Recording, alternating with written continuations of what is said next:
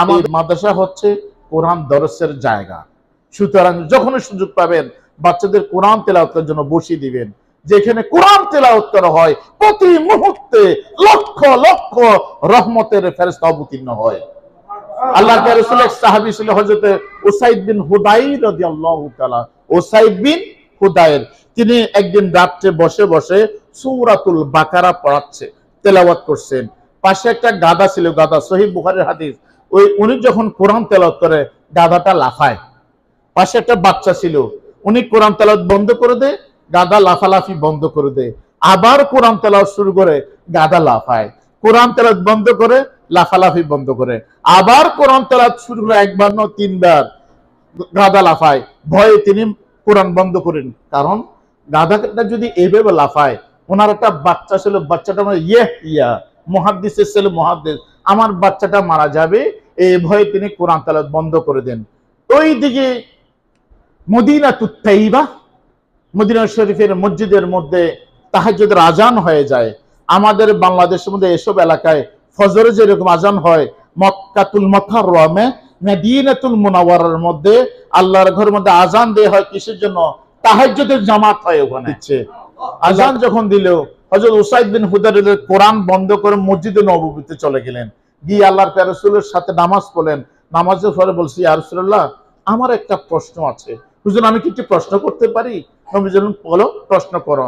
তিনি বলেন, ইয়া রাসূলুল্লাহ, আজকে আমি সূরা বাকারা পড়ছিলাম, এই ঘটনা একবার নয়, দুইবার নয়, আমি তিনবারে বন্ধ করেছি ভয়ে।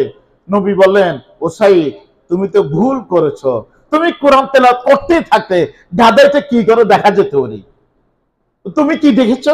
ইয়া রাসূলুল্লাহ, আমি যখন গাধাটা লাফাচ্ছে, ভীত সন্ত্রস্ত হচ্ছে, আমি আসমানের দিকে মাথা তুললাম। আসমানের দিকে মাথা তুলে দেখলাম আসমান থেকে বিশাল ঝাড়বাতি দুনিয়ার জমিনে এসে যাচ্ছে।